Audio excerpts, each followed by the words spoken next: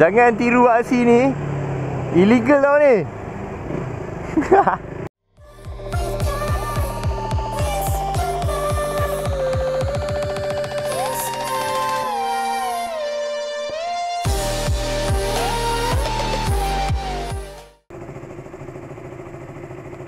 Ya.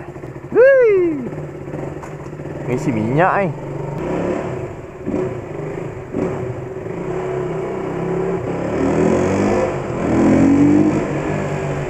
Okey, dah habis kerja lah. So, aku punya low fuel ni daripada hari Jumaat tadi tu. Aku kena isi minyak ni. Okey, sini stesen minyak ni dekat dekat office aku. Tapi aku kena ikut tepi jalan ni. Jangan tiru aksi ni. Illegal tau ni. Terpaksa, darurat.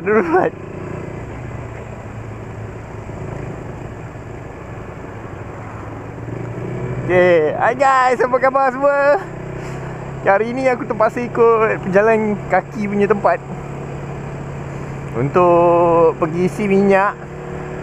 Sebab dah darurat sangat ni. Sebab ni dah empty daripada aku balik kerja hari Khamis. Ya, bukan hari Jumaat, hari Khamis hari tu. Dah dah. So, aku kena isi minyak jap.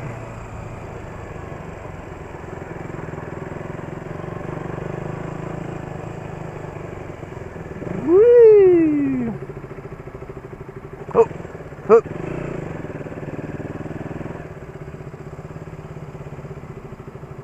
95 ada. Nombor 6 RM10. Si 95 sudah jimat sikit duit. Si RM10 je. Allah. Payahnya. Di jalan. Okay, kalau korang tu tanya ni dekat mana ni, dekat Petron sebelah BSQ, Hospital Mata. Tengok tu. Tak penuh pun ni.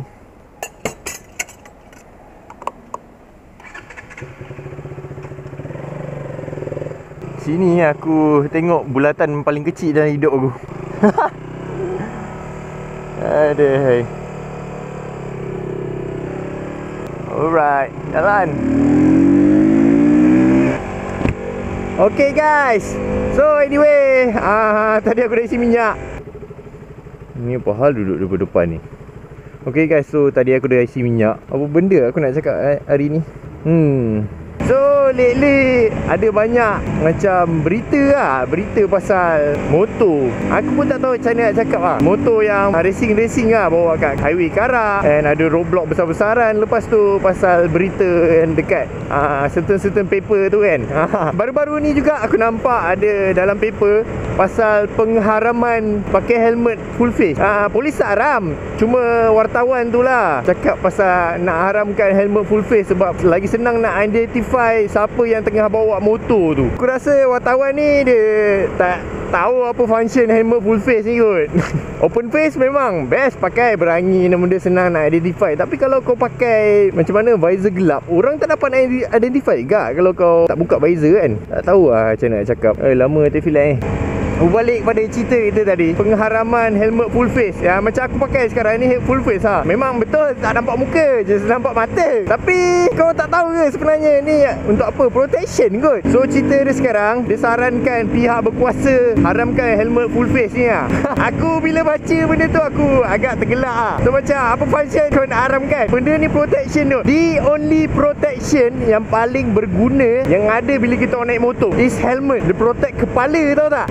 Itu aku tak faham kenapa dia nak haramkan. Memanglah ada body armor benda semua kan, tapi paling penting apa? Paling penting kepala. Memang kepala kau paling penting Sebenarnya wartawan-wartawan dekat surat khabar, dekat mana-mana ni, diorang tak ada cerita dah ke sampai kan nak kena cakap macam tu. Aduh, kelakar weh. Yang pasal Karak tu aku tak nafikan memang membahayakan orang lain memang tak patut Tapi benda tu aku malah usik. Benda tu terpulang kat dia sendiri Kalau kau rasa bawa motor laju-laju kat Karak tu membahayakan orang lain, tak payah bawa.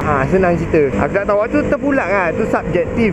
Kau ada pilihan sendiri nak bawa laju ke tak.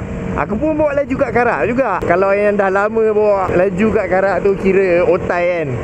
Itu aku tak kisah. Sebab dia dah tahu selok belok Karak, corner dia pun benda semua kan. Tu tak kisah. Dia sama macam isu dekat Bukit Tinggi lah sekarang. Sekarang ni weekend, kalau kau pergi Bukit Tinggi dah macam Lita. Serius, Lita free lah. Tapi orang layan corner macam gila-gila lah kat sana.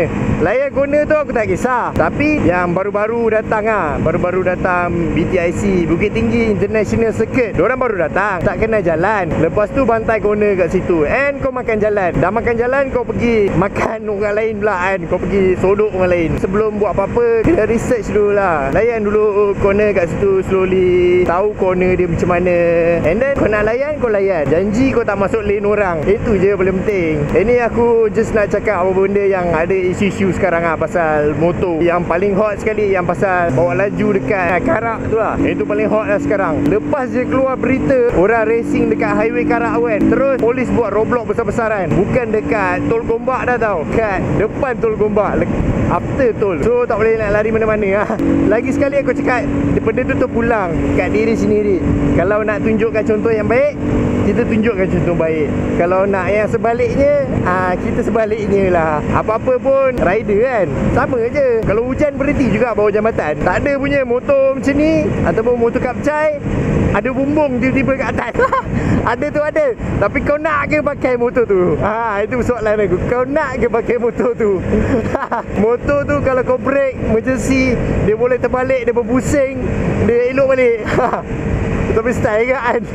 Tapi itulah, aku just nak bebel pasal tu lah. Apa benda yang isu sekarang, apa benda yang terjadi. Benda tu terkena kat diri kita balik kan, and terkena kat diri aku balik. Sebab aku pun pernah bawa laju, aku pun pernah layan corner, tak pakai side mirror. Aku pun nombor plate belakang aku pun straight, tak ada dua line ke apa benda, ikut spek JPJ benda semua kan. Benda tu subjektif. Kalau kau nak ikut, kau ikut. Kalau kau rasa benda tu salah, jangan ikut. Kalau kau rasa benda tu betul, ikutlah. So satu je lah yang kita kena tahu. Aku pun dah ada followers aku, and motovlogger lain, YouTuber lain pun dah ada followers masing-masing kan. Apa yang aku boleh cakap, try untuk tunjuk contoh yang baik lah. Budak-budak sekarang dia ada term tau. Dia ada term untuk orang yang disanjung. Orang yang disanjung dia akan panggil idola lah, idola. Iaitu yang ramai jadi ikutan. Aduh, video ni cover kena kecam nanti. Okay lah guys, sampai sini je aku rasa aku bebel merapu. Macam biasa, jangan lupa like, comment, share and subscribe. Thanks for watching. Ciao.